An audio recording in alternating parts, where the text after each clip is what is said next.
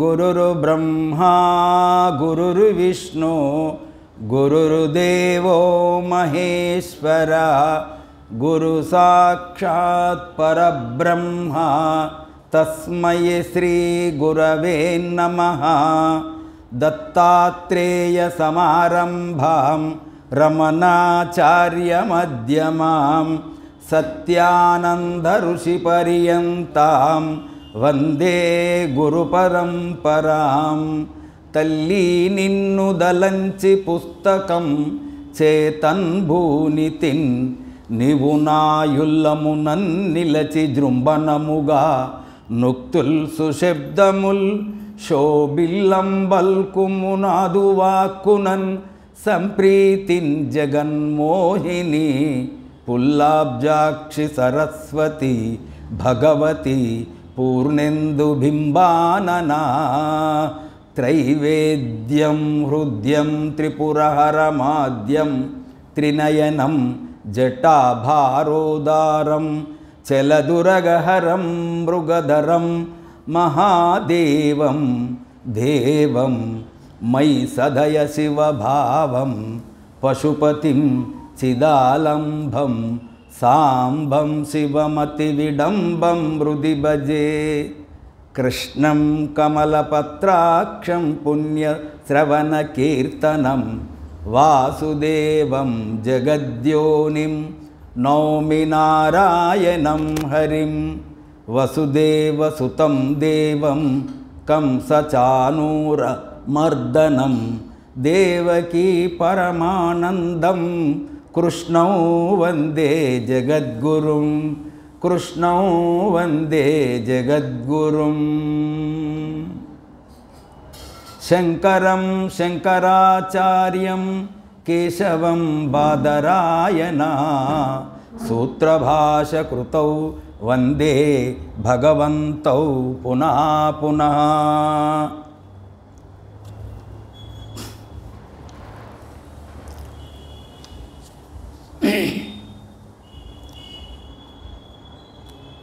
వివేక చూడమని అనే గ్రంథాన్ని మనం భగవాన్ శ్రీ సత్యానంద మహర్షి భక్త మండలిలో శ్రవణం చేస్తున్నాము.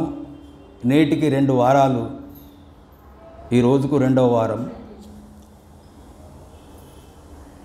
సర్వ వేదాంత సిద్ధాంత గోచరం తమగోచరం గోవిందం పరమానందం సద్గురుం ప్రణతోస్మిహం.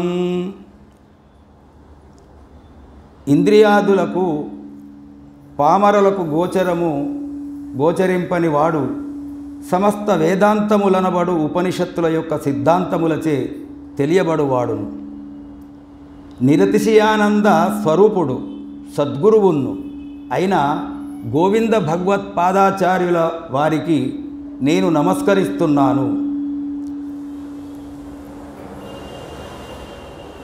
ఇచ్చట శ్రీ జగద్గురు శంకర భగవత్పాదాచార్యుల వారు వారి గురువైన గోవింద భగవత్పాదాచార్యుల వారికి ప్రప్రథమున ఆయన నమస్కరిస్తున్నాడు. ఈ గ్రంథము నిర్విఘ్న సమాప్తి అవటానికి కొరకు మంగళమాచరిత అనేది శృతివాక్యానుసారముగా గ్రంథారంభమున మంగళాచరణం అవశ్యము. దీనిని అనుసరించి శ్రీ శంకర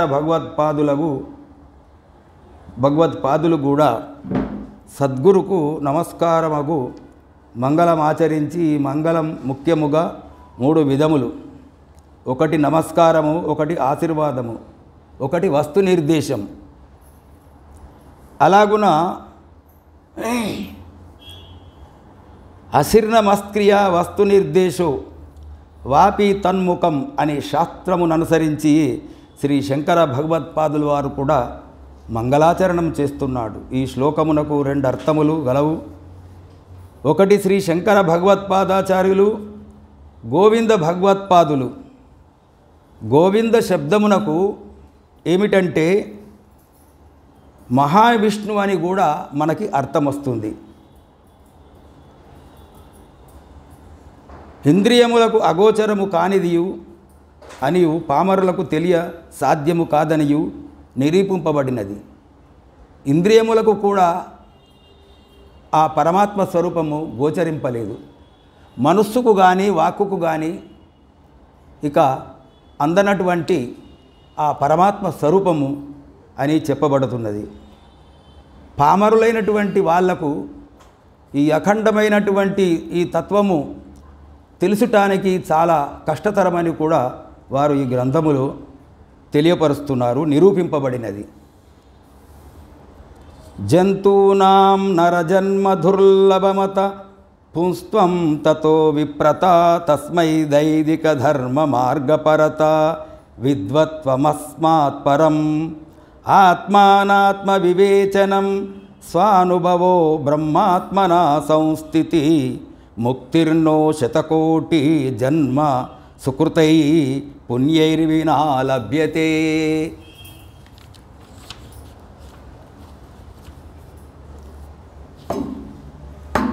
చూడండి, సకల ప్రాణులలో మనుష్య జన్మము మిక్కిలి దుర్లభం. అట్టి మనుష్య జన్మములో పురుషుడై పుట్టుట దుర్లభం. అట్టి పురుషులలో బ్రాహ్మణత్వములో పుట్టడము ఇంకా మహా గొప్పదనము. అట్టి బ్రాహ్మణులలో వేద మార్గానుష్ఠానము కలిగి ఉండుట అతి దుర్లభం. బ్రాహ్మణులైనప్పటికీ వేదములు చదివి అనుష్ఠాన పారాయణం చేసేది ఏదైతే ఉందో అది ఉండవలసినది. బ్రాహ్మణ జన్మములో ఎత్తి కూడా అటువంటి అభిలాష ఉండాల. అది లేకపోతే ప్రయోజనం లేదు బ్రాహ్మణ కులంలో జన్మించి కూడా. కాబట్టి అది కూడా కావాలా. వేద మార్గానుష్ఠానము కలిగి ఉండుట అతి దుర్లభం. వేద మార్గానుష్ఠపరులై ఉండినను పాండిత్యము గలుగుట అది దుర్లభం. మరి అట్టి పాండిత్యము కన్నా ఇది ఆత్మవస్తువు, ఇది అనాత్మ వస్తువు అని ఆత్మానాత్మ వివేకము కలిగి ఉండుట ఇంకా చాలా దుర్లభము. ఆత్మ పదార్థం అంటే ఏంటిది, అనాత్మ అంటే ఏంటిది, ఇది తెలిసి ఉండుట చాలా గొప్పనైనటువంటి విషయము, కడు దుర్లభము. అట్టి జ్ఞానము కలిగిన ఆత్మానుభవ నిశ్చయ జ్ఞానము కలుగుటకు కడు దుర్లభం. అట్టి ఆత్మజ్ఞానము కలిగినప్పటికీ ఏమంటున్నాడు, నిశ్చయ జ్ఞానం. ఆత్మజ్ఞానము నాకు కలిగింది అని ఎందరో అనుకుంటారు. అది ఆత్మజ్ఞానం కలిగినప్పటికీ నీ అనుభవపూర్వకంగా నిశ్చయ మార్గం నిశ్చయంగా ఉండాల. నీకు ఎలాంటి ఒడిదుడుకులు లేకుండా ఆ బ్రహ్మ విద్య, ఆ సస్వరూపము నీ మదిలోపట, నీ మనస్సులోపట నిరంతరము నీకు అది అనుభూతి అలుగుతుండవలయను. అట్లా కలగటం కూడా మహాదుర్లభం అని చెప్తున్నాడు. అట్టి ఆత్మానుభవం కంటే బ్రహ్మ సాక్షాత్కార జ్ఞానము కలుగుట కడు దుర్లభము. ఆత్మజ్ఞానము కలిగిందన్నంతలో ప్రయోజనం లేదంటున్నాడు. మరేమి ప్రయోజనము? బ్రహ్మ సాక్షాత్కార జ్ఞానము కలగాల, అది కూడా దుర్లభమే. ఇదంతయు ఇలాగున ఉండగా ముక్తి కలగాలంటే 100 కోట్ల జన్మల యందు లెస్సగా చేయబడిన పుణ్యకర్మల చేత తప్ప పొందబడదు. 100 కోట్లలో చచ్చుతూ పుట్టుతూ ఆయా జన్మల యందు చేసినటువంటి సాధన పుణ్యములు ఇవన్నీ కలిగి ఉంటే అది కలుగుతుంది అని చెప్తున్నాడు. పుణ్యకర్మల చేత తప్ప ఇంకా దేని చేత కూడా నీకు అది కలగది. దీని యందు ప్రాణికోట్లలో ఒక మానవత్వము కలుగుట,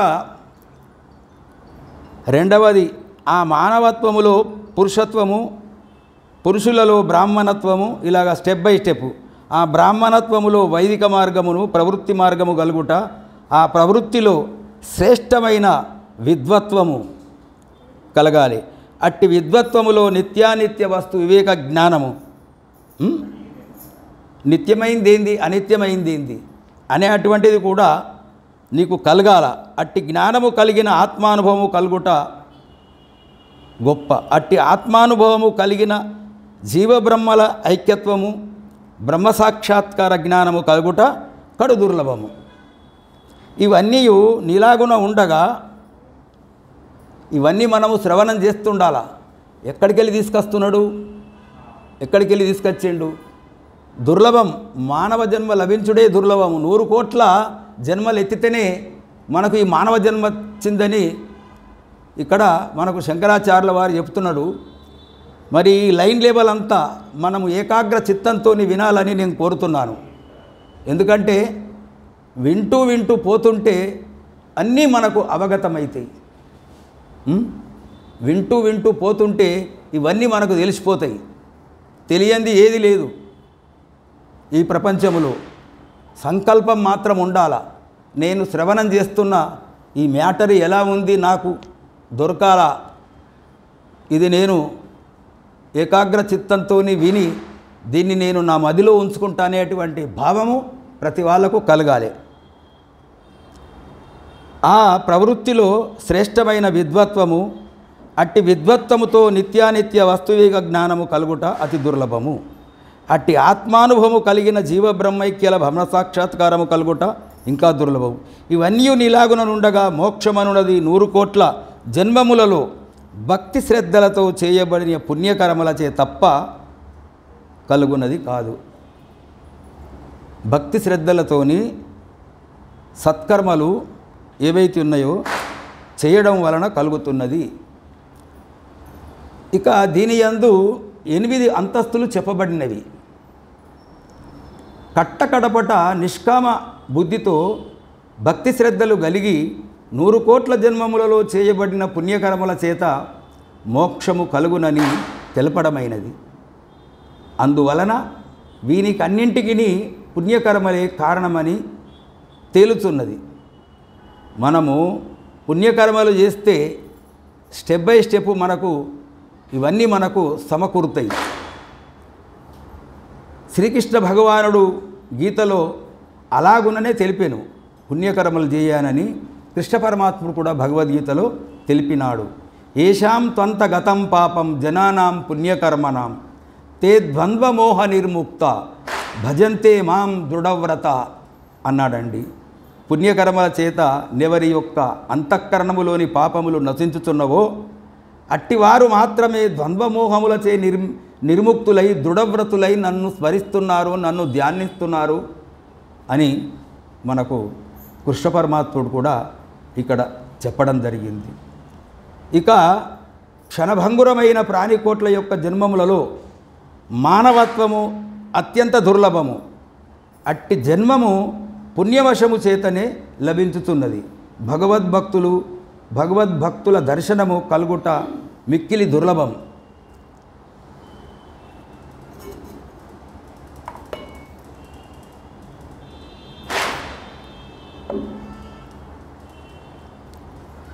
దుర్లభం త్రయమేవ తద్దైవానుగ్రహేతుకం మనుష్యత్వం ముముక్షత్వం మహాపురుష సంశ్రయ.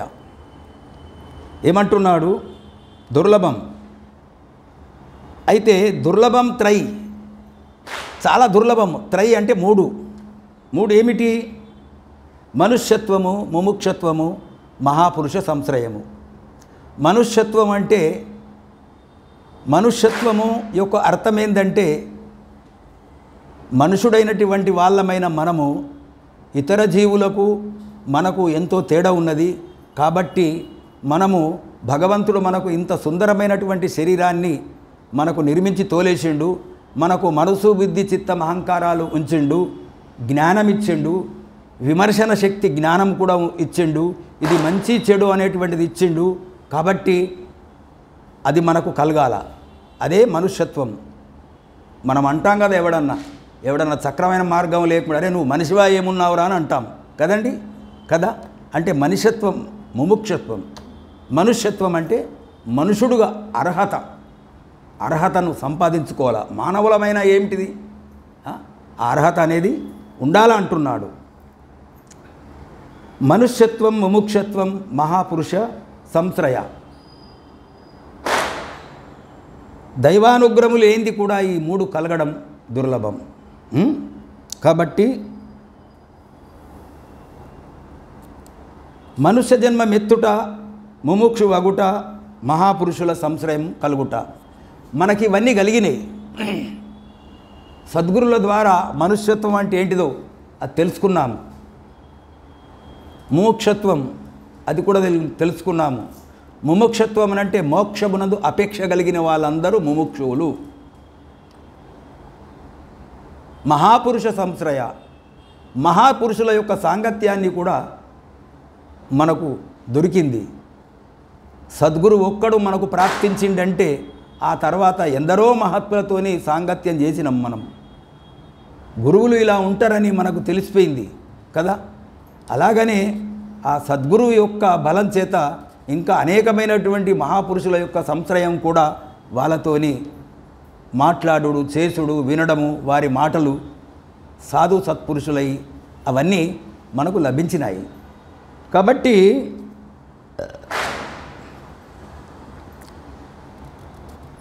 లబ్ధ్వా కథం చిన్నర్జన్మ దుర్లభం తత్రాపి పుంస్తం శృతిపారదర్శనం యస్త్వాత్మముక్తౌ యతతే మూఢది సహ్యాత్మ స్వయం వినిహత్య సద్గ్రహాత్. ఏమంటున్నాడు? మనుష్యుడై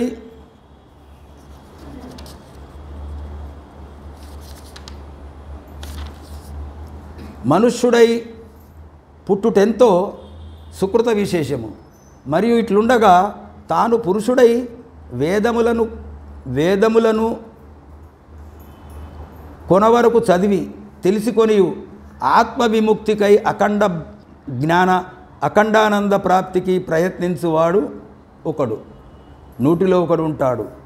మనుష్యుడై పుట్టి కూడా అతని సుకృత విశేషంతోని వేదములను సంపూర్ణంగా చివరిదాకా చదివి తెలుసుకొని ఆత్మ విముక్తికై అఖండ ప్రాప్తికై ప్రయత్నించేటువంటి వాడు దుర్లభుడు. అట్టివాడాన్ని హత్యలలో గొప్పదగు ఆత్మ హత్యను చేసిన వాడగును. ఏమంటున్నాడు? అఖండానంద ప్రాప్తికై ప్రయత్నించిన వాడు. అలాగా ఇక్కడ ఇదే శబ్దంలో వాక్యంలో మనకు కొద్దిగా ఇటడ అనిపిస్తుంది.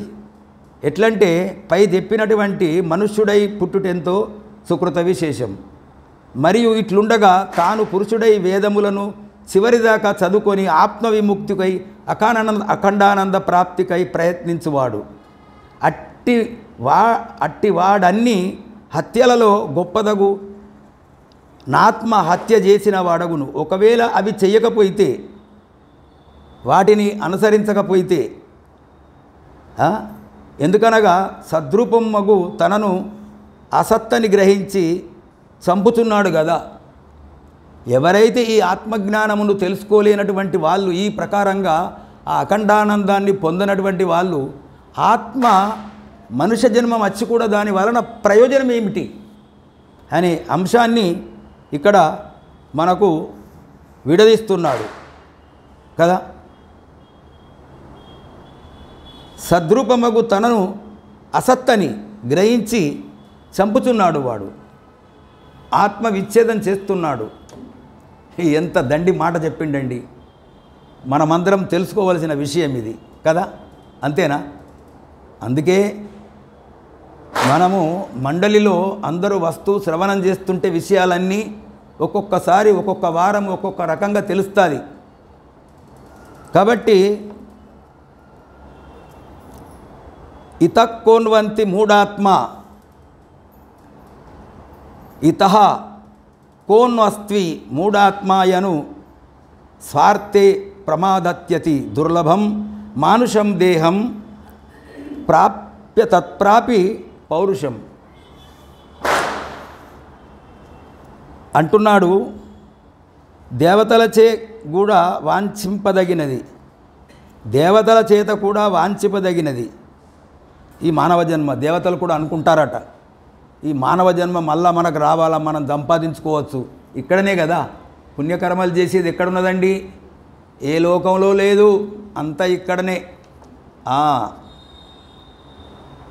దేవతలచే కూడా వాంఛించదగిన దుర్లభమగు మానవ జన్మమును, అందులో పురుషత్వమును విశేషం. పురుషత్వము పొంది అవివేకి అయి పరమ ప్రయోజనమగు పరమార్థ విషయమున ప్రయత్నింపక నెవడైతే మోసము చెందుతున్నాడో వానికన్నా అవివేకి మరి ఒకడు గలడా కదా. ఎట్లంటే ఇంత చక్కని దేహము మరియు పురుషత్వము పొంది వాడు జీవితమంతా అవివేకి అయి ప్రయోజనము లేక ఈ భగవంతుని కొరకై ప్రయత్నింపక కేవలం వాడు వ్యర్థుడైపోతున్నాడు. వ్యర్థుడే కాదు, ఎవడైతే ప్రయత్నింపక తెలుసుకోలేక మోసము చెందుతున్నాడో వాడు మోసం కూడా చెందుతున్నాడు. వానికన్నా అవివేకి మరి ఒకడు లేడు. వదంతు శాస్త్రాన్ని యజంతు దేవాన్ కుర్వంతు కర్మాని భజంతు దేవతా. చూడండి, వదంతు శాస్త్రాన్ని యజంతు దేవాన్ కుర్వంతు కర్మాని భజంతు దేవతా ఆత్మైక బోధేన వినా విముక్తి నసిద్ధ్యతి బ్రహ్మ శతాంతరేపి అంటున్నాడు. ఏమంటున్నాడు? వదంతు శాస్త్రాన్ని, అనేక శాస్త్రములు పఠించి బోధించినను, యజంతు దేవాన్, దేవతలను గూర్చి యజ్ఞయాగాదులు సల్పినను, సత్కర్మానుష్ఠానములను చేసినను, దేవతలను సేవించినను, వీనిచే నూర్ల కొలది బ్రహ్మపలయములు గడచినను మోక్షమనునది అనగా బంధ విమోచనము కలుగునది కాదు. కేవలం బ్రహ్మాత్మైక్య విజ్ఞానము చేతనే విముక్తి కలుగుతున్నదని తక్షణమే బంధ విముక్తుడగుట అనుట. ఇప్పుడు దీంట్లో మనకు సంశయాలు కలుగుతాయి. ఈ శ్లోకంలో అందరికీ కలుగుతాయి, కలగానట్టే లేదు. ఎందుకంటే ఆయన సత్యం చెప్తున్నాడు. ఎవరు? శంకరాచార్యుల వారు. అనేక శాస్త్రములు పఠించినను, బోధించినను, దేవతల గూర్చి యజ్ఞయాగాదులు చేసినను, వీటి కొరకు కోట్ల కొలది బ్రహ్మ ప్రళయములు గడిచినను ముక్తి మాత్రము కలగదే అంటున్నాడు. ఇక్కడ ఏమవుతుంది? మనసులో వేరే శంక వస్తుంది, సంశయం వస్తుంది. సంశయరహితులం కావాలా మనం. సద్గురు దగ్గర ఉండి సంశయాలు పోగొట్టుకోవాలా మనం. ఇదేంది శంకరాచార్యుల వారు అంత పెద్ద గురువు కదా, ఎందుకు చెప్పాడంటే అది సత్యమైన మాట. మనం ఫస్ట్ పాఠశాలకు వెళ్తే ఎలా ఉంటామండి? ఏదో మామూలుగా ఇస్తారు కదా, పలక పాటి, ఒక పుస్తకము 2 పుస్తకాలు ఇట్లా లైన్తో పోతుంటాం కదా. ఇవన్నీ ఈ యజ్ఞయాగాదులు, ఈ పుణ్యకర్మలు, ఈ క్రతువులు అన్నీ చేసి చేసి చేసి చేసి అప్పుడు సద్గురు దగ్గరికి పోయి, అరే ఏమిటి ఇవన్నీ మాకు అర్థమైతలేదు స్వామి అని సద్గురు దగ్గర మనము మొరపెట్టుకుంటే అది మనకేమన్నా అవగతమవుతుంది. కృష్ణ పరమాత్ముడు భగవద్గీతలో తద్విద్ధి ప్రణిపాతేన పరిప్రశ్నేన సేవయ ఉపదేక్షంతితే జ్ఞానం జ్ఞానీవ తత్వదర్శిన అన్నాడు కదా. నీవు శ్రద్ధతో సద్గురు దగ్గరికి పోయి వారికి సమయం ఉన్నదా లేదా అని చూసి సరి అయిన సమయం ఉన్నప్పుడు ప్రేమతోని, ఎంతో భక్తి భావనతోని, అయ్యా నాకు ఈ సంశయం కలిగింది, నీవు నాకు జ్ఞానాన్ని బోధించు అంటే అప్పుడు ఆయన మనకు బోధిస్తాడు కదా. అయితే ఈ అనేకమైనటువంటి శాస్త్రములు, యజ్ఞయాగాదులు ఇవన్నీ చేసినప్పటికీ కొన్ని కోట్ల కొలది ప్రళయములు గడిచినప్పటికీ దొరకదంటుండు కదా. వాస్తవమే, అది యజ్ఞయాగాదులలో లేదు కదా. యజ్ఞయాగాదులు చేస్తే పుణ్యకర్మలు అవి. అమ్మా పుణ్యకర్మలు అన్నమాట. ఆ పుణ్యకర్మలతోని మనకు పుణ్యలోకాలు కలుగుతాయి కదా, ఇది తెలవాలి కదా. పోనీ ఆ పుణ్యకర్మలు చేస్తే మంచి లోకాలు కలుగుతాయి, మళ్ళీ మనం వస్తాం. కానీ చెడు కర్మలు చేస్తే ఇంకా రౌరవాది నరకంలో పడిపోతాం కదా. ఇదికైనా మనం కరెక్టే ఉన్నాము, కానీ కరెక్టే ఉన్నామని ఇక్కడికి ఆగిపోకూడదు. ఇప్పుడు చెప్పినటువంటి ఆత్మజ్ఞానమును మనము నేర్చుకోవాలి.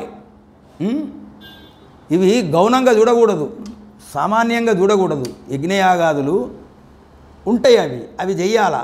కానీ వాటి ద్వారా ఫలితం ఏమిటి? పొందేది పుణ్యలోకాలు. అవునా కాదా? ఇప్పుడు ఒక చోట ఒక వస్తువు ఉన్నది, అది మనకేం చేస్తుంది? ఒక వస్తువు ఉన్నదనుకో, టీవీ ఉన్నదనుకో, అది మనకు దృశ్యాలను చూపిస్తుంది కదా, అవునా కదా? దాని పని గంతే. ఇక అట్లా మనం గ్రహించాలా. యజ్ఞయాగాదులు చేయాలి, చేయొద్దని ఎవరు అనలేదు. యజ్ఞయాగాది క్రతువులు మానవునికి పావనత్వం చేస్తుందని కృష్ణ పరమాత్ముడు కూడా భగవద్గీతలో మనకు తెలిపిండు. యజ్ఞకర్మలు, యజ్ఞకర్మ పావనాని మనిషినాని ఒక శ్లోకంలో చెప్పబడ్డది. అందుకొరకు 18వ అధ్యాయంలో అయితే చెప్పబడి ఉన్నది. మనము ఎంత ఆత్మజ్ఞాన సంపన్నులమైనప్పటికీ గురువులందరూ నబుద్ధి భేదం జనయే, బుద్ధి భేదాన్ని కలిగించకూడదు ఎవరికే కానీ. సామాన్యమైన భక్తులకు మనము బుద్ధి భేదాన్ని కలిగించకూడదు, అది మహాపాతకం. కలిగించకూడదు. ఈ బ్రహ్మ విద్య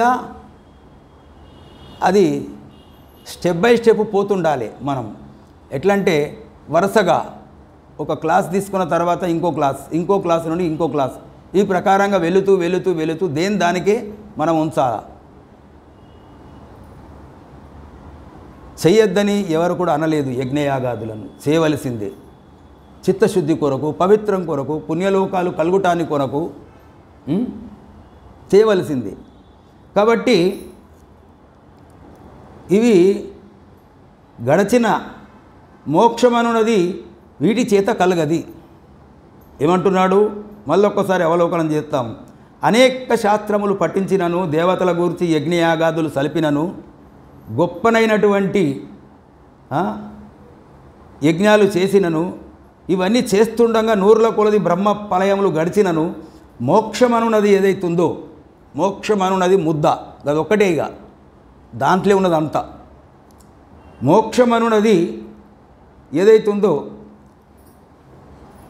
అది బంధ విమోచనము కలుగునది కాదు. ఇవిట వల్ల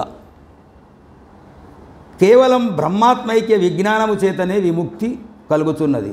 బ్రహ్మాత్మైక్య మనకు ఆత్మజ్ఞానము బ్రహ్మలోపడ బ్రహ్మాత్మైక్య జ్ఞానం, బ్రహ్మములో ఐక్యమయ్యేటువంటి ఏ ఆత్మజ్ఞానం ఉందో, ఆత్మజ్ఞానము కలిగితే బ్రహ్మాత్మైక్య జ్ఞానం కలుగుతుంది. అందులో మనం లీనమైపోతాము.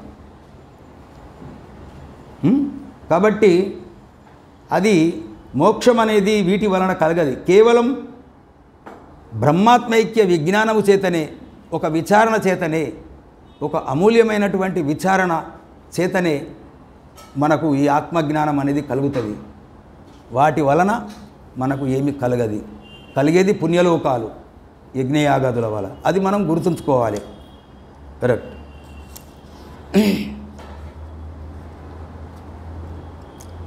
అమృతత్వస్య ఆశ అస్తి విత్తేన ఇతి ఏవ హి శృతి బ్రవీతి కర్మణ ముక్తే హేతుత్వం స్ఫుటం యుతః. ధనముచే అమృతత్వము లభించును ఆశ లేదు. ధనముచే అమృతత్వము లభించుననేటువంటిది ఆశ కూడా లేదు. ధనము చేత అనగా ధనముచే ముక్తి లభింపదని బృహదారణ్యకోపనిషత్తు చెప్పుతున్నది. ధనముచే, డబ్బు చేత. అరే డబ్బిస్తే భగవంతుడు దొరుకుతాడా ఎక్కడన్నా? డబ్బిస్తే ఇంకేదైనా ఆధ్యాత్మిక పరంగా ఏదైనా మనం పొందగలుగుతామా? జ్ఞానాన్ని పొందగలుగుతామా? ఆత్మజ్ఞానాన్ని పొందగలుగుతామా? అట్లా డబ్బిచ్చి కొనుక్కుంటే అది ఎందరో మహామహులు కొనేవాళ్ళు, కోట్ల రూపాయలైనా పెట్టి తీసుకునేవాళ్ళు. అలా జరగని మాట అని మనకు చెప్తున్నాడు. ఇది బృహదారణ్యక ఉపనిషత్తునందు కూడా ఈ విషయం చెప్పుతున్నదన్నమాట. అటులనే కర్మ వలన కూడా మోక్షము లభించదని యుయుపనిషద్ వాక్యము స్పష్టముగా నొక్కి చెప్పుచున్నది కదా. కర్మ ఇక్కడ ఏం చెప్తున్నాడు? అటులని కర్మల వలన కూడా మోక్షము లభించదని, కర్మల వలన కూడా మోక్షము లభించదని యాయూపనిషద్ వాక్య స్పష్టముగా నొక్కి చెప్పుతున్నది. అంటే కర్మల చేత కూడా ఏదైతుందో మనకు ఈ ఆత్మజ్ఞానము కలగది, ఆ పరమాత్ముడు దొరకడు అని అంటున్నాడు. కర్మలలో అనేకమైన కర్మలు ఉన్నాయి, అనేకమైన కర్మలు ఉన్నాయి. ఏ కర్మ చేయాలా, ఏ కర్మ చేయకూడదు అనేటువంటి జ్ఞానము మనకు అవసరం అన్నమాట. ఏదైనా సరే సత్కర్మలు చేస్తూనే ఉన్నాం మనం. కర్మలతోని పోయేది కాదు. ఏ కర్మ చేయను ఆ కర్మ చేస్తలేం మనం. కాబట్టి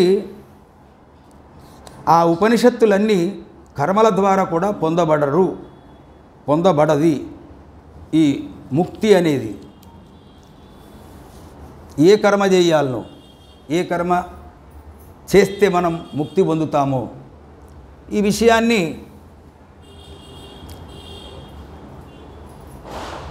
6వ అధ్యాయంలో 15వ శ్లోకం, 6వ అధ్యాయంలో 15వ శ్లోకములో చెప్పింది ఉన్నది. దాంట్లో అది మనము కొద్ది రోజుల సత్సంగం చేసుకున్నప్పుడు దాంట్లో చెప్పబడింది ఆ విషయాన్ని.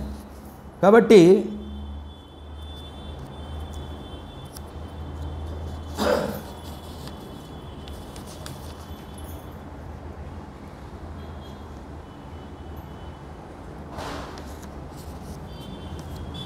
బుద్ధిమంతుడు శృతివాక్యానుసారముగా సకల ప్రాపంచిక వస్తువులు సుఖకరములు గావనియు అస్థిరములనియు తలంచి వానిపై ఏమాత్రమును ఆశ గైకొనక మహాత్ముడును సత్పురుషుడునగు దేశికవర్యుని సమీపించి యా సద్గురునిచే ఉపదేశింపబడిన సద్వస్తుపై స్థిరచిత్తుడై మోక్షము కొరకు నిరంతరము ప్రయత్నింపవలయును.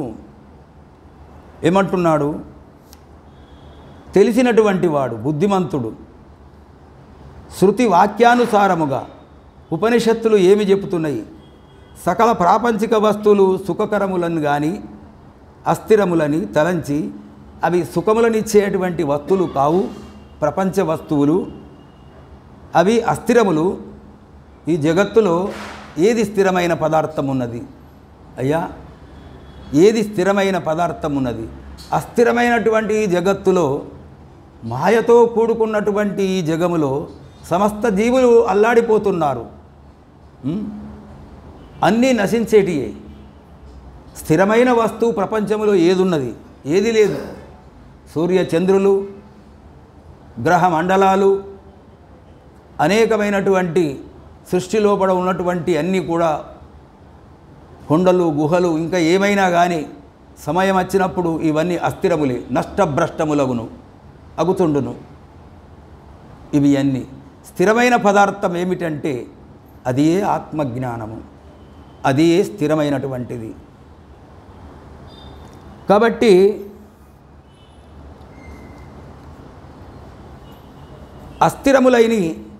అస్థిరమైనటువంటి విషయముల కొరకు మనము చాలా వాటి గురించి ఆసక్తి కలిగి ఉండకూడదు.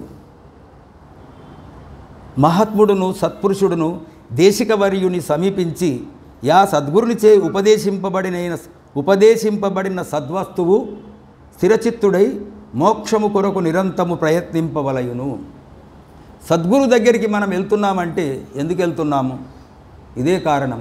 తెలియక అందరూ వెళుతున్నాను, నేను వెళ్తున్నా, నేను కూడా ఉపదేశం తీసుకుంటాను అనుకుంటున్నాము. కానీ ఉపదేశం లోపలనే ఆ వాక్యం చెప్పింది ఉన్నది. మనకు వాక్యాల లోపలనే చెప్పింది ఉంటుంది, ప్రతి వస్తువు లోపల కూడా. కాబట్టి మనం తెలుసుకోలేకపోతున్నాము. సద్గురు దగ్గరికి పోయితే ఇవన్నీ మనము కోరికలతోనే ఉంటాం, కానీ యథార్థమైనటువంటి తత్వాన్ని నాకు బోధించు నాయన గురుదేవా అని అంటామా? అనము. ఏ కోరికల చేతనో ఎట్లనో మనం పోతాం. కదా. అందుకొరకు అలా కాకుండా ఆ స్థిరమైనటువంటి మనస్సు కలిగి ఆ దేశికవర్యుని సమీపించి ఆ సద్గురు చేత ఉపదేశింపబడిన సద్వస్తును స్థిరచిత్తుడై మోక్షము కొరకు నిరంతరము ప్రయత్నించాలా. మనం సద్వస్తువు ఆత్మవస్తువే ఏదై ఉంటుంది, ఆత్మవస్తువే గొప్ప, దానికన్నా మించినటువంటిది ప్రపంచములో లేనే లేదు. కాబట్టి ఉద్ధరేదాత్మానం ఆత్మానం అవసాదయే, ఉద్ధరేదాత్మానం మగ్నం సంసార వారిదౌ యోగారూఢత్వం ఆసాధ్యం సమ్యక్ దర్శన నిష్టయా అంటున్నాడు. ముముక్షువు ధ్యానయోగారూఢుడై లెస్సగా విచార జ్ఞాన నిష్ట చేత సంసార సముద్రములో మునుగుతున్నను తాను ఉద్ధరించుకొనవలయను. మోక్షమును పొందేటువంటి వాళ్ళు ధ్యానయోగారూఢుడై అంతర్ముఖ వృత్తి రూప ధ్యానం ఏదైతే సద్గురుని ద్వారా మనం పొందుతామో ఆ నిష్టలో విచారిస్తూ తనను తాను దూరం చేసుకోకూడదు, తనను తాను ఉద్ధరించుకోవాలి అనేటువంటి విషయాన్ని మనకు చెప్తున్నాడు. ఈ ప్రకారంగా సన్యస్య సర్వకర్మాణి భవబంధ విముక్తయే యత్యాతాం పండితైర్గ్రీరాత్మాభ్యాన ఉపస్థితై సంసార బంధము తొలగవలయునని కోరునట్టి స్థిరబుద్ధి కలిగి జ్ఞానులు సమస్త ప్రాకృత కర్మలను త్రోసిపుచ్చి పరమాత్మానుసంధాన పరాయణులై ధైర్యవంతులై జ్ఞానుల చేత యత్నము చేయబడుదురుగాక.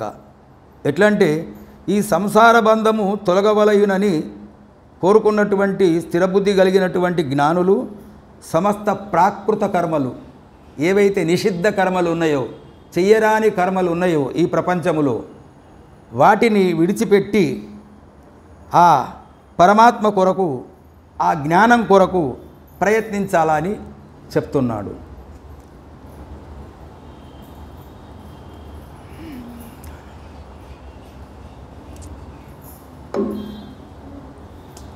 చిత్తస్య శుద్ధయే కర్మ నతు వస్తూపలబ్ధయే వస్తు సిద్ధిర్విచారేణ నకించిత్ కర్మకోటిభి అంటున్నాడు. దీంట్లో కూడా మనము శ్రద్ధగా వినాలి. చిత్తస్య శుద్ధయే కర్మ నతు వస్తూపలబ్ధయే వస్తు సిద్ధిర్విచారేణ నకించిత్ కర్మకోటిభి అంటున్నాడు. పుణ్యకర్మలన్నీ అంతఃకరణ శుద్ధి గలగజేయుచున్నవి. పుణ్యకర్మలన్నీ ఏం చేస్తున్నాయి? అవి మనకేం లాభం ఇస్తున్నాయి? అంతఃకరణను శుద్ధి చేస్తున్నాయి పుణ్యకర్మలను. అంత మాత్రమే కానీ కోట్ల కొలది కర్మలు చేసినను బ్రహ్మస్వరూప సాక్షాత్కారమే మాత్రము కలగనేరదు. ఇక నిరంతర బ్రహ్మ విచారము చేతనే సాక్షాత్కారము సిద్ధించును. నిరంతరము బ్రహ్మ విచారములో ఉండాల. నేనెవడను, ఎక్కడి నుండి వచ్చినా, తిరిగి ఎక్కడికి వెళ్తా, ఈ సృష్టి అంతా ఎలా జరుగుతున్నది, నేను అనేటువంటి వాడు ఎలా ఉన్నాడు, నిన్ను నీవు పరిశోధించుకో. జ్వరం వస్తుంది, జ్వరం వస్తుందా? అందరికి వస్తుంది. దగ్గులేస్తుంది, జలుబు గారుతుంది. వయసు వాళ్ళమైనా ముసలి వాళ్ళమైనా దగ్గేటప్పుడు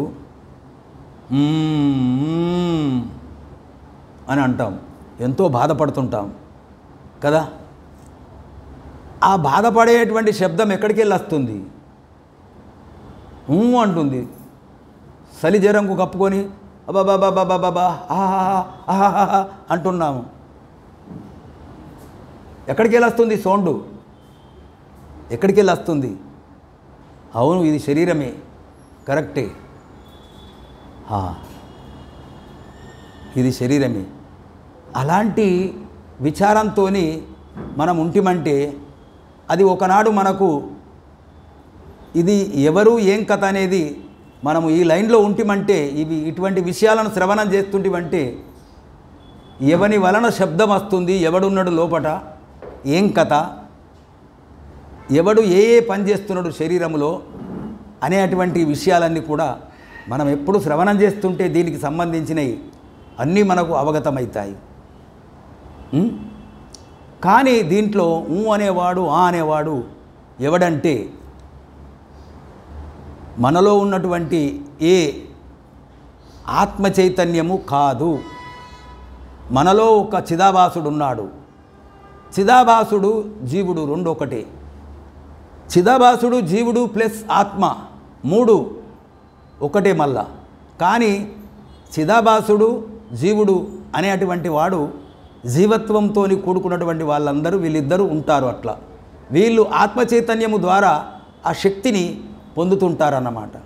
పొందుతుంటూ మనలో అనేటువంటి వాడు ఎవడంటే వాడు అంటున్నావు, అది జీవుడే కదా. ఇవన్నీ బంధనాలన్నీ దేనికి ఉన్నాయి? జీవునికే ఉన్నాయి. ఆ జీవుడే లోపట ఉండి అంటున్నాడు. అదే నేననేటువంటి పదార్థం. కాబట్టి ఈ పుణ్యకర్మలన్నీ ఇవన్నీ వ్యర్థములు. కేవలము నిరంతర బ్రహ్మ విచారము చేతనే ఆత్మ సాక్షాత్కారము సిద్ధించును అని ఉన్నది. మనము కోట్ల కొలది కర్మలు చేసినప్పటికీ ఇది వ్యర్థమని మనం అనుకోకూడదు.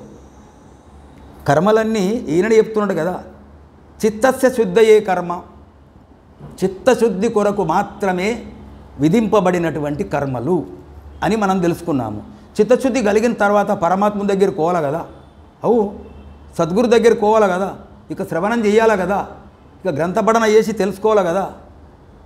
మన చిత్తము సరిగ్గా లేనప్పుడు, మన మనసు సరి అయినటువంటి స్థితిలో లేనప్పుడు మనకు ఏది చదవరాదు, ఏది ఆలోచన రాదు, ఏమి రాదు. చిత్తశుద్ధి కలిగితేనే పరమాత్మని యందు భక్తి భావన అనేటువంటి అంశాలు మనకు దొరుకుతాయి కదా. అందుకొరకైతే ఇవి చెయ్యాలి కదా. మొట్టమొదలు వీటినన్నిటినీ అనుసరించాల. ఇవన్నీ అనుసరిస్తూ పోతుంటే అన్ని విషయాలు తెలిసిన తర్వాత మొత్తము మనం ఆ పరమాత్ముని దగ్గరికి పోయిన తర్వాత నువ్వు ఇవి అద్దు అనేటువంటి అవసరమే రాదు. అవే రాలిపోతాయి, అవే పోతాయి అన్నీ స్థిరంగా. అప్పుడు పరమాత్ముని చెంతకు, పరమాత్ముని తెలుసుకునేటువంటి జ్ఞానం కలిగినప్పుడు ఇవన్నీ నేను ఎందుకు చేస్తున్నా అనేది కూడా నీకు స్పృహ అనేది కలగదు.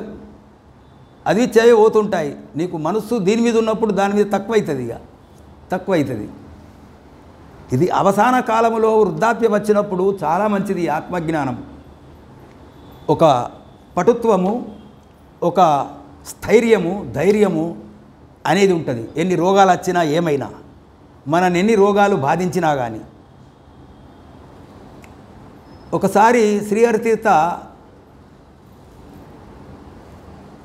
ఏదో ఉత్తరప్రదేశంకి వెళ్ళి ఒక మహాత్ముని తెప్పించాడు. ఆయనకు 90 సంవత్సరాలు ఉంటాయి దాదాపు. ఎత్తుకెత్తున్నాడు. ఆ ప్రప్రథమ భవనం కట్టినప్పుడు అక్కడ 2 అంతస్తులు 3 అంతస్తులు ఉంది కదా, అది దాంట్లో ఆయనను కింద ఉంచిండ్రు. అయితే నడవస్తలేదు. ఒకళ్ళు పట్టుకుందామని పోతున్నారు. టైరో అంటున్నాడు, ఎందుకండి నాకు నువ్వు పట్టవలసిన అవసరం లేదు, నీకేం భయం లేదా అండి అంటే, భయం నాకెక్కడిది, ఎవడు నన్ను పుట్టించిండో వానికెరక, వాడు చూసుకుంటాడు, వాడే చూసుకుంటాడు. అంత పటిష్టం మీద ఉన్నాడు ఆయన, ధైర్యం మీద. చాలా ఆశ్చర్యం కలిగింది మా అందరికి కూడా. ఎందుకంటే మనము ఏదే కానీ అయ్యో అనుకుంటా చేరితే ఇంకింత అయ్యో అవుతుందండి. సంకల్ప బలం ఉండాలా మన లోపట. అయ్యో మండలి బగ్గ దూరం ఉన్నది, అయ్యో తంతెలు ఎక్కాలా, అయిపోయింది, ఆన్నే అయిపోయింది. నువ్వు ఇంటికెళ్ళి ఒరిలికెళ్ళి రానే రావు. వస్తావా? రావు. ఆత్మజ్ఞానం కలిగినటువంటి వాడు అటువంటి సోమరితనంగా ఉండడు. వానిలో కలిగితే తప్పక ఎంత కష్టమైనా కానీ ఇక్కడికి వస్తాడండి. ఏదో బాగా సీరియస్గా ఉంటే మనం చెప్పలేం. చిన్నగా దగ్గు వలసము, మామూలుగా జ్వరము, ఓ క్రోసిన్ గోలు వేసుకుంటే పోతుంది. అవునండి. అలాంటి పరిస్థితిలో మనము కాళ్ళ నొప్పులు ఏదో ఉంటాయండి, కొద్దిగా నడుస్తూ ఉంటే ఆ దైవము అదే అనుగ్రహించి తీసుకుపోతుంటుంది. నమ్మకము కావాలా, బలం కావాలా, సంకల్ప బలం. ఇవి అయితే మనము ఎక్కడైనా కానీ ముందుకు పోగలము. కాబట్టి చిత్తశుద్ధి కొరకు మాత్రమే కర్మలు విధింపబడినవి. బ్రహ్మస్వరూపమైన వస్తువును పొందాలంటే ఒక విచారణ చేత మాత్రమే పొందుతున్నాము అని అటువంటి విషయం మనకు తెలిసిపోయింది.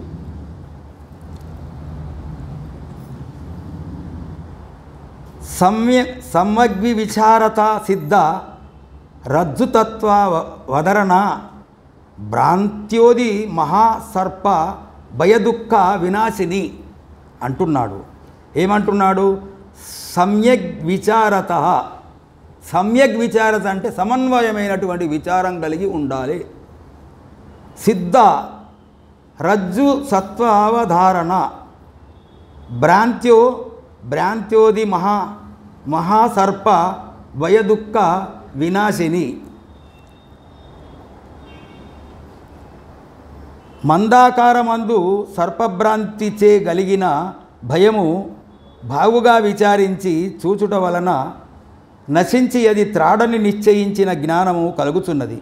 అటులనే సమ్యగ్ విచారణ సంసార భయ దుఃఖము తొలగించుకొని స్వస్వరూప నిశ్చయ జ్ఞానము దృఢముగా కలుగుతున్నది. చూడండి, ఒక బావి ఉన్నదండి. ఒక బావి అక్కడ నీరు చేదుకొని రాత్రిపూట అందరూ ఎక్కడోళ్ళక్కడ వెళ్ళిండ్రు. అక్కడ ఒక తాడు తుండు, చిన్న తుండు అక్కడ పడుతుంది అన్నమాట. దాన్ని చూసి ఒకరు అన్నారు, అరే పాము ఉన్నదన్నారు. ఇది పాము అంటున్నారు. పాము అంటే మరి పాము అందరినీ గరుస్తుంది కదనండి. విషపూరితమైనటువంటి పామును మనము చూస్తూ ఉండకూడదని గడ్డపరలు అవి ఇవి కట్టెలు అవి ఇవి తీసుకొచ్చిర్రు. లగాంచి దాన్ని కొడుతున్నారు. అరే దూరం ఉండరా అంటున్నాడు. ఇలాంటి క్రియలు అన్నీ అక్కడ ఉన్నటువంటి వాళ్ళు చేస్తున్నారు. అలా చేస్తే ఒక ముసలావిడ వచ్చి అడిగింది, అరే మీరు ఈ రాత్రిపూట మీరు ఇలా పామని మీరు భయపడుతున్నారు, మరి పామా మరి త్రాడా? కాస్త చూడుండ్రి అంటే మరి దీపం వెలిగించి తీసుకురండి అని ఆ అమ్మగారు వెళ్ళి దీపం వెలిగించుకొని తీసుకొచ్చి చూసింది. అక్కడ ఏమున్నది? పామున్నదా? త్రాడు. అంతేనా? ఆయన మహానుభావుడు కాళహస్తి విద్యాప్రకాశానందగిరి స్వాముల వారు తత్వసారములో కట్టిండిది.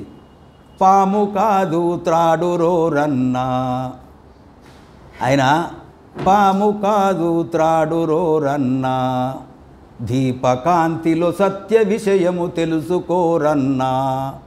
త్రాడై ఉండగా త్రాడు పామని భ్రమసి ఏడ్చుచు కాలమంతయు వ్యర్థ పుచ్చుట ఇది సరిగ్గా లేదు అనే అటువంటిది ఆయన రాసిండనమాట. దీపకాంతిలో చూస్తే అది పోతుంది, కానీ అప్పుడు మనకు నివారణ అయినట్టుగా సద్గురు ద్వారా జ్ఞానము ద్వారా మన లోపట ఆత్మజ్ఞానము ద్వారా అరే నా స్వరూపము ఇదా, ఎలా ఉందా అనేటువంటిది మనము తెలుసుకోగలుగుతాము ఎప్పటికైనా కానీ. కాబట్టి అటువంటి భ్రమలన్నీ మనకు ఎన్నో కలుగుతాయి. రజ్జు సర్పభ్రాంతి, కుందేటి కొమ్ము, ఇంకా ఏమో మోదుగు చెట్టుది, ఇది చాలా వరకు ఉన్నాయండి. మోదుగు ఏదో మోదుగు కట్టెనో ఏదో ఉంటుంది అడవిలో, దాన్ని చూసి దూరంకి వెళ్ళి చీకట్లో మనం వస్తుంటే మచ్చుకుల ఊరికెళ్ళి ఇంకోరు పోతాం అనుకో, లేదా సాయంకాలం పోతున్నాం అనుకో, ముసి మబ్బు ఉంటే ముసి సందరద్దు అయితే దూరంకి వెళ్ళి కరండ పడవి లోపలి మనం పోంగా అరే ఇది ఈడ మొద్దు, ఈడ ఏదో ఎవడో దొంగ నిలుస్తున్నాడు అంటాం మనం. దొంగ అనుకుంటా పోదామా పోవద్దా, వెళ్దామా వెళ్ళకూడదా అని అనేక విషయాలు మనలో కలుగుతాయి. అలా ఎందుకు కలుగుతుంది? భ్రమ వలన. మరి ఇది మొద్ద మరి ఏంటిది అనేది, మొద్ద మరి దొంగన అనేది అక్కడికి వెళ్ళి చూస్తే మొద్దనే తెలుస్తుంది కదా, అవునా కాదా? ఏదే కానీ ఇటువంటి భ్రమలు చాలా ఉంటాయి అన్నమాట. ఈ రద్దు సర్ప భ్రాంతి, కుందేటి కొమ్ము అన్నీ ఇవన్నీ ఉన్నాయి అన్నట్టుగా మనము స్వయంగా మనం విచారం చేత తెలుసుకొని యథార్థ జ్ఞానమును పొందాలనేటువంటి విషయాన్ని మనకు ఆ పరమాత్ముడు ఇక్కడ చెప్తున్నాడు. అర్థస్య నిశ్చయో దృష్టో విచారేణ హితోక్తిత న స్నానేన న దానేన ప్రాణాయామ శతేన వా అంటున్నాడు. కేవలము బ్రహ్మ విచారము చేతను శ్రీ సద్గురు వాక్యం వల్లను బ్రహ్మ విచారము ఉండాలి. అంత సద్గురుడే మనకు మోక్షమును కలిగిస్తాడంటే ఎలా ఉంటుందండి? చా సద్గురుడు కేవలము ఇది ఆత్మ, ఇది అనాత్మ. ఈ అనాత్మకు సంబంధించిన వస్తువులు నీకు సరిగ్గా లేదురా అని చెప్తాడు ఆయన. మార్గం చూపిస్తాడు, కైవల్య మార్గం ఇలా ఉంటుంది, ఇవన్నీ చేస్తే నువ్వు పోగలుగుతావు, ముక్తిని పొందుతావురా అంటాడు. కానీ పోయేది ఎవరు? ఇప్పుడు దాదరకు ఒక ఔషధం ఉన్నది, ఔషధం తీసుకురా. ఆ ఔషధం కొరకు ఏదైతే ఉన్నదో దాన్ని పొందాలంటే, ఔషధాన్ని పొందాలంటే మనం ఇక్కడికి వెళ్ళి వెళ్ళవలసి ఉంటుంది. మనము వెళ్ళి బస్సు మీదనో టెక్సీ మీదనో పోయి ఔషధం తీసుకొని వస్తే మనకు తృప్తి అవుతుంది. ప్రయాణం మనం చేయాలి. ప్రయాణం చేయక ఏది కూడా నీకు దొరకదు. గురువులు కేవలం మార్గం చూపిస్తారు మాత్రమే, కానీ ఆ మార్గం కాడికి వాళ్ళు రారు. వాళ్ళు వస్తారా?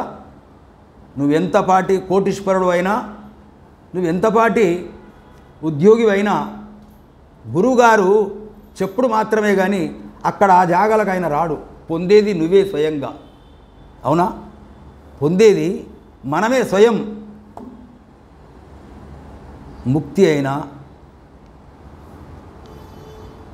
ఇంకా మనకు బంధ విముక్తి అయినా, కైవల్యమైన, మోక్షమైన, ఇవన్నీ మనము నడిచి, మనము సాధన చేసి మనము పొందేటి. కేవలం గురువు మార్గం చూపిస్తాడు అంతే అని మనం తెలుసుకోవాలి. బ్రహ్మ విచారము చేతను సద్గురు వాక్యం వలను పరబ్రహ్మము యొక్క యథార్థ నిశ్చయము కలుగుటకు చూడబడుతున్నది. కానీ ప్రతిదినము స్నానము చేత, దానము చేత లెక్కించి నూర్ల కోలది ప్రాణాయామములు చేతను అట్టి సస్వరూప జ్ఞానము కలుగునది కాదు. నువ్వు రోజు నీకు ఈ సస్వరూపం నాకు దొరకాలని స్నానాద్యాది అనుష్ఠానాలు చేస్తూ నువ్వు ఎన్ని స్నాన సంధ్యాలు చేసినా, ఎన్నిసార్లు నువ్వు ప్రాణాయామములు చేసినా పొందలేవు. నువ్వు ఏం చెయ్యానో సద్గురు ద్వారా పొందినటువంటి మార్గమును బ్రహ్మ విచారం చేతనే, బ్రహ్మ విచారం అది ఉండాల మనకు. మనం ఎక్కడైనా కూర్చున్నప్పుడు, ఎక్కడైనా ఏదైనా ప్రదేశంకు, పుణ్యక్షేత్రాలకే కానీ, ఏదన్నా మన మండలి సోదరులు కానీ ఎక్కడికన్నా పోయితే అక్కడ ఏం జరుగుతుందండి? ఏం జరగదు. ఆడుతూ పాడుతూ అటు ఇటు తిరుగుతుంటారు. విహారానికి వచ్చినాం కదా మనము అని దాంట్లోనే మునిగిపోతారు. ఒక బ్రహ్మ విచారము, ఒక ఉపన్యాసము మనం చెప్పించుకోవాలా, వినాలా అనేటువంటిది మనకు ఉండాలా. అక్కడ పోయితే ఉన్న సమయం మొత్తం దినమెల్ల దానికి పోతుంది. కేవలం ఒక పావు గంట, ఒక అరగంట మాత్రమే నువ్వు పోయి చెప్పవయ్యా అని అంటే చెప్తుంటారు. అతడు ఏం చెప్తాడు? ప్రశ్న కూడా వెయ్యాలి. పరిప్రశ్నేన సేవతే. మనము తెలియని వస్తువు గిట్లేందంటే గిట్లా అంటే మనము ఇది తెలుసుకోవాలా, మరి ఈయనను అడిగి చూద్దామని తెలుసుకుంటామా? తెలుసుకోము. స్కూల్లో పోరాళ్ళందరూ చూస్తారు, క్లాసులో టీచర్ను ఎవడో ఒకడు వానికి సార్ నాకు ఇది అర్థమైతలేదు ఎట్లా అని అంటే పక్కపూర్వ వాళ్ళందరూ నవ్వుతారు. గీడికి వాళ్ళు ఊరకని నవ్వుతారు. ఆ సారి చెప్పిన తర్వాత అరే నాకు కూడా తెలియదు, ఇది నాకు కూడా తెలియదు అని అంటారు. అది కాదండి. ఈ బ్రహ్మ విద్యలో కూడా తెలియని వస్తువును నువ్వు తెలుసుకోరా. జ్ఞానులైనటువంటి వాళ్ళు, తెలిసినటువంటి వాళ్ళ చేత మనం ప్రశ్నలు పెట్టాలా. ఇట్లంటే ఏంది స్వామి అని కదా. ఎన్నడన్నా ప్రశ్నలు పెట్టినామా? పెట్టలే. ఎవరికి వారు పెట్టుకోవచ్చు. స్వాముల వారు వచ్చి ఇక్కడ ఉంటారు, అక్కడ అందరిలో కాకుండా మనకు ఈ ఆత్మజ్ఞానం అనేది మనకు ఎట దొరుకుతుంది స్వామి? మరి ఇవన్నీ విషయాలు ఎన్నో ఉన్నాయి ఆధ్యాత్మిక మార్గంలో. శరీరత్రయములు అంటే ఏంది, గుణత్రయములు అంటే ఏంటిది, వీటి యొక్క విషయములు ఏంటి? ఈ గుణములతోని ఉన్నాయి, మరి జాగ్రత్త స్వప్న సుషిప్తులు ఉన్నాయి. వీటి యొక్క అర్థం ఏమిటిది? అన్నీ మూడే ఉన్నాయి అని ఇవన్నీ కొన్ని తెలియనటువంటి మనం తెలుసుకోవాలా. తెలుసుకుంటే మంచిదే కదండి కదా. సందర్భం వచ్చినప్పుడు చెప్పచ్చటోళ్ళు మాత్రం చెప్తారు.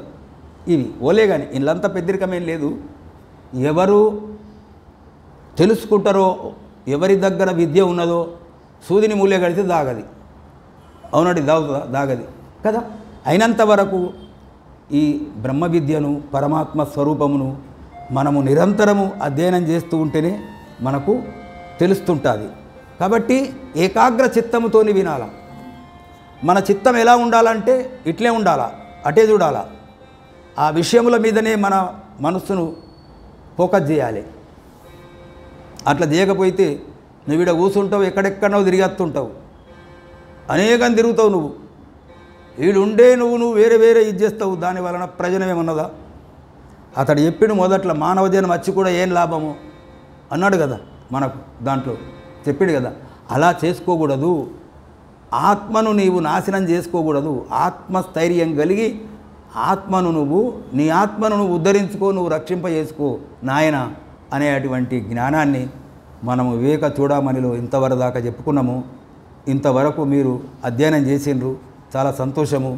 ఆ పరమశివుడు, ఆ శంకరాచార్యుల వారు మనందరికీ అటువంటి ఆత్మజ్ఞానం కలగాలని, బుద్ధిని ప్రసాదించాలని సద్గురుదేవుడు మనకు ఎప్పుడు ఆయన అనుగ్రహం మనకు ఉంటుంది. అయినా కానీ మనము వారిని కూడా స్మరించాలి. బోలో సద్గురునాథ్ మహారాజ్కి జై హో.